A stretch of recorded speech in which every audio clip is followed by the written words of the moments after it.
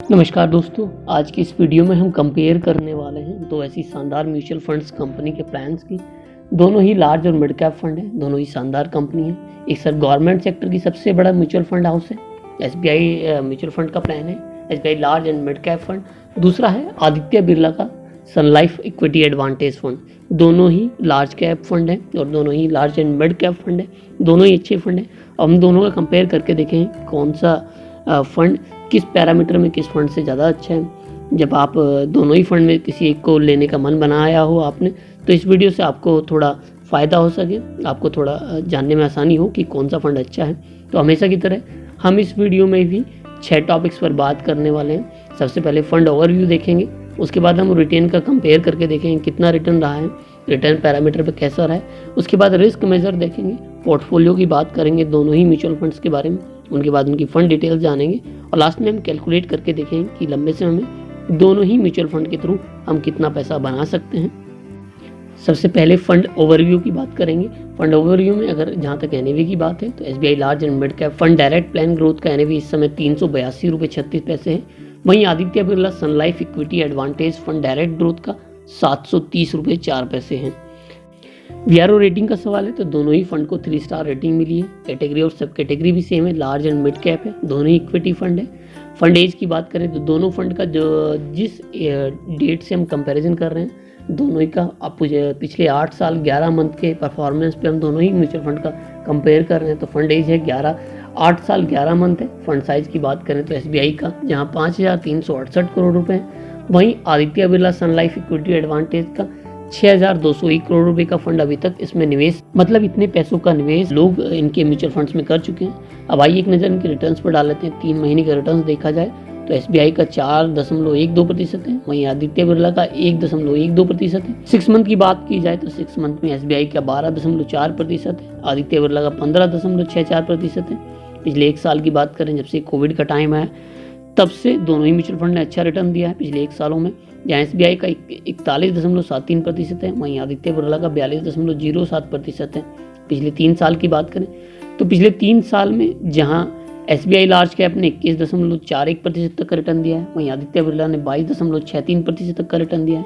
वहीं पिछले 5 सालों की बात करें तो पिछले 5 सालों में एसबीआई ने 18.22% तक का रिटर्न दिया है और वहीं आदित्य बिरला ने 17.07% तक का रिटर्न दिया है।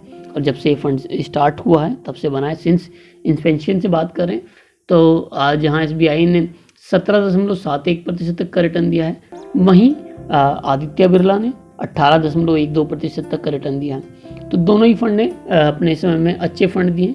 लेकिन अगर आप लॉन्ग टर्म की बात करें तो लॉन्ग टर्म में जहाँ एसबीआई के फंड से अच्छा आदित्य बिरला ने दिया है, लेकिन शॉर्ट टर्म की बात करें तो शॉर्ट टर्म में एसबीआई का ज़्यादा अच्छे रिटर्न हैं। अब आइए बात कर लेते हैं रिस्क मेजर्स पे। एसबीआई के अल्फा की बात करें तो जहां एसबीआई का अल्फा है 1.67, वहीं आदित्य बिरला का अल्फा है 1.78%।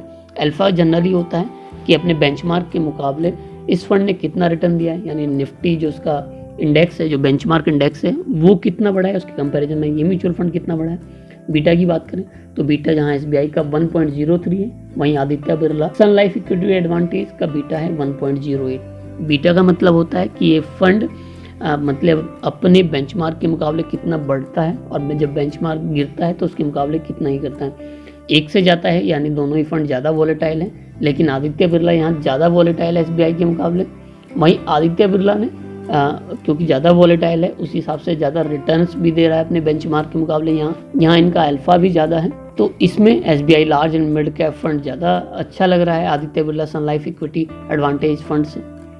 अब आइए एक नज़र इनके पोर्टफोलियो पर डाल देते हैं। जब टॉप 3 सेक्टर्स की बात करें तो एसबीआई ने सबसे ज़्यादा पैसा फाइनेंशियल में, उसके बाद ऑटोमोबाइल्स में और तीसरे नंबर पर एफएमसीजी सेक्टर में इन्वेस्ट किया हुआ है। वहीं आदित्य बिरला ने सबसे ज़्यादा पैसा फाइनेंशियल में, उसके बाद टेक्नोलॉजी सेक्टर में और तीसरे नंबर पर सबसे ज़्यादा पैसा इन्होंने कंज्यूमर ड्यूरेबल वाले सेक्टर में इन्वेस्ट किया हुआ है। टॉप 5 होल्डिंग्स की बात करें दोनों ही म्यूचुअल फंड्स की तो पेज इंडस्ट्री में सबसे ज़्यादा एसबीआई ने, उसके बाद आईसीआई बैंक लिमिटेड में, उसके बाद एचडीएफसी बैंक लिमिटेड में, उसके बाद स्टेट बैंक ऑफ इंडिया में, उसके बाद भारतीय एयरटेल लिमिटेड में इन्वेस्ट किया हुआ है। वहीं Aditya Birla Sun Life equity advantage fund ने सबसे ज़्यादा आईसीआई में, उसके बाद बजाज फाइनेंस लिमिटेड में, उसके बाद Larsen and turbo infotech limited में, इन्फोसिस लिमिटेड में, Crompton Greaves consumer electric limited में 5वें नंबर पर सबसे ज़्यादा पैसा इन्वेस्ट किया है, दोनों ही इक्विटी फंड है। तो सर SBI ने जहाँ 95.25% पैसा अपना इक्विटी में इन्वेस्ट किया हुआ है, वहीं आदित्य बिरला ने लगभग सारा पैसा 98.5% पैसा अपना इक्विटी में निवेश किया हुआ है। अब आइए एक नज़र इन दोनों ही म्यूचुअल फंड्स के फंड डिटेल्स पर डाल लेते हैं। एक्सपेंस रेशियो जहां SBI का 1.31% है, वहीं आदित्य बिरला का 1.05% है, एक्सपेंस रेशियो कम है SBI से। एग्जिट लोड SBI का मात्र 0.1% है, वहीं आदित्य बिरला सन लाइफ का पूरा 1% है, जो बहुत ज़्यादा है SBI से। लॉक इन पीरियड की बात करें तो दोनों म्यूचुअल फंड में कोई लॉक इन पीरियड नहीं, आप जब चाहे इन्वेस्ट कर सकते हैं, जब चाहे इन्वेस्ट निकाल सकते हैं। बेंचमार्क इंडेक्स की बात करें तो दोनों का सेम है, Nifty large mid cap 250 try है। मिनिमम इन्वेस्टमेंट की बात करें, अगर आप SBI में इन्वेस्ट करना चाहते हैं, सेव करना चाहते हैं तो 100 रुपये से स्टार्ट कर सकते हैं लमसम, जहां आपको लमसम 5,000 रुपये जमा करने पड़ेंगे। वहीं Aditya Birla Sun Life equity advantage fund में आपको मिनिमम सिर्फ 1,000 रुपये करनी होगी और लमसम भी आपको करीबन 1,000 रुपये ही जमा करने होंगे। तो दोस्तों अब आइए कैलकुलेट करके देखते हैं कि लंबे समय में या शॉर्ट टर्म में 10 साल से लेकर 30 साल तक हर इन्वेस्टमेंट पैरामीटर्स पर कितना फंड अपने लिए बना सकते हैं। क्योंकि दोस्तों आपको तो पता ही है म्यूचुअल फंड का रिटर्न हमेशा सेम नहीं रहता, घटता और बढ़ता रहता है। तो हम हर पैरामीटर्स पे मतलब अगर मिनिमम इतना 15% रहता है रिटर्न, अगर मैक्सिमम 25 या 30% तक रहता है तो कितना फंड अपने लिए बना सकते हैं सिर्फ और लमसम करके। अब आइए एक बार हम 1,000 रुपये पे कैलकुलेट करके देख लेते हैं। अगर रिटर्न 15% रहता है तो 10 सालों में हम जो टोटल वैल्यू होगी हमारी होगी 2,78,657 रुपये। वहीं अगर हम 15 सालों तक ये इन्वेस्टमेंट बनाए रखते हैं तो हम 6,76,863 रुपये तक बना सकते हैं। वहीं अगर हम 20 सालों तक ये रिटर्न बना के रखते हैं तो इसके लिए हमें जो टोटल वैल्यू मिलेगी वो मिलेगी पूरे 15,15,955 रुपये। वहीं 30 सालों में जो फंड वैल्यू हमारी बढ़कर हो जाएगी वो हो जाएगी पूरे 70,09,821 रुपये। रिटर्न 15% है, मंथली इन्वेस्टमेंट 1,000 है। अब मान के चलते हैं हम अपने जो रिटर्न है हमें हमारी 15% ना रहकर 20% हो जाती है, तो इस कंडीशन में भी हम 10 सालों में 3,82,664 रुपये बना सकते हैं। वहीं 20 सालों में अगर हम 20 सालों की बात करें तो 20 सालों में ये जो रिटर्न होगी वो होगी पूरे 31,61,489 रुपये। वहीं 30 सालों में हम जो रिटर्न बना सकते हैं वो बनाते हैं पूरे 2,33,60,810 रुपये। दोस्तों ये जो रिटर्न थी ये रिटर्न थी 20%। अब मान के चलते हैं कि हमारी रिटर्न हो जाती है 25%, तो 10 सालों में हम 5,32,805 रुपये बना सकते हैं। वहीं 20 सालों में हम अपने लिए पूरे 68,59,095 रुपये बना सकते हैं। वहीं 30 सालों की बात करें तो इस कंडीशन में भी हम 8,19,74,715 रुपये अपने लिए बना सकते हैं। ये कंडीशन कब थी? मंथली इन्वेस्टमेंट हमारी 1,000 थी, रिटर्न हमारा पूरे 30 सालों तक 25% रहता है। अब दोस्तों बहुत सारे म्यूचुअल फंड ऐसे भी हैं जिन्होंने अपने निवेशकों को 30% तक का रिटर्न निवेश पे दिया है। तो इस कंडीशन में अगर हम 10 साल तक इन्वेस्ट करते हैं और रिटर्न 30 साल रहता है, मंथली इन्वेस्टमेंट 1,000 है, तो हम 7,52,684 रुपये बना सकते हैं। वहीं 20 सालों में हम अपने लिए पूरे 1,53,23,257 रुपये बना सकते हैं।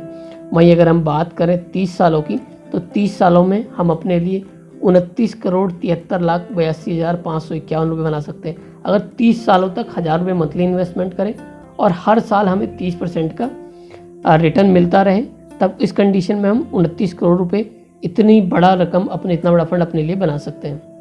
तो ये तो था दोस्तों सिप की कैलकुलेशन थी। अब हम लमसम करके कैलकुलेट करके देखते हैं।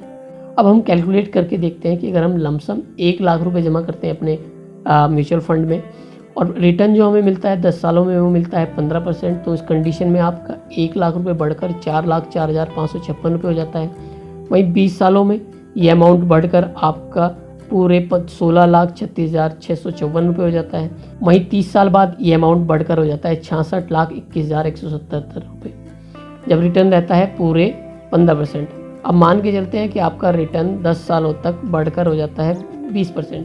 इस कंडीशन में भी आप 6,19,174 रुपये बना सकते हैं। वहीं 20 सालों में आप अपने लिए बना सकते हैं पूरे 38,33,760 रुपये। वहीं 30 सालों में आप अपने लिए बना सकते हैं पूरे 2,37,37,631 रुपये, जब रिटर्न रहता है 20%। अब आइए मान लेते हैं कि रिटर्न बढ़कर हो जाता है आपका पूरे 25%। तो इस कंडीशन में अगर आप 10 साल तक इन्वेस्ट करते हैं 1 लाख रुपए जो आपने लमसम इन्वेस्ट किया था वो 10 साल तक करते हैं तो 9,31,323 रुपये आप अपने लिए बना सकते हैं। वहीं 20 सालों में आप ये 86,73,617 रुपये फंड अपने लिए बना सकते हैं। वहीं अगर हम 30 सालों तक ये रिटर्न जारी रखें, ये इन्वेस्टमेंट जारी रहे और जो आपको रिटर्न मिल रहा है 25% वो मिलता रहे, तो इस कंडीशन में भी आप पूरे 8,07,89,357 रुपये अपने लिए बना सकते हैं। अब मान के चलते हैं, क्योंकि बहुत सारे म्यूचुअल फंड 30% तक का रिटर्न भी देते हैं, तो मान के चलते हैं कि 10 साल तक अगर हम 30% रिटर्न हमें मिलता रहे तो आप अपने लिए 13,78,585 रुपये का फंड बना सकते हैं। वहीं 20 साल तक अगर आप इन्वेस्ट जारी रखेंगे तो 20 साल में आप 1,90,04,964 रुपये का फंड अपने लिए बना सकते हैं, जब आपको 30% तक का रिटर्न मिलता रहे। वहीं 30 सालों में यह आपका जो निवेश है, टोटल निवेश 1 लाख रुपये आपके 30% रिटर्न के साथ पूरे 26,19,99,564 रुपये बन जाते हैं। तो दोस्तों ये थी 1 लाख रुपये लमसम के कैलकुलेशन। तो दोस्तों आज की वीडियो में SBI large and mid cap fund का Aditya Birla Sun Life equity advantage fund से कंपेयर आपको कैसा लगा? अगर आपका कोई प्रश्न या सुझाव हो तो वो भी हमें कमेंट बॉक्स में लिख सकते हैं।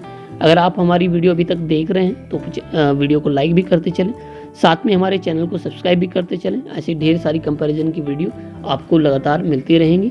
धन्यवाद।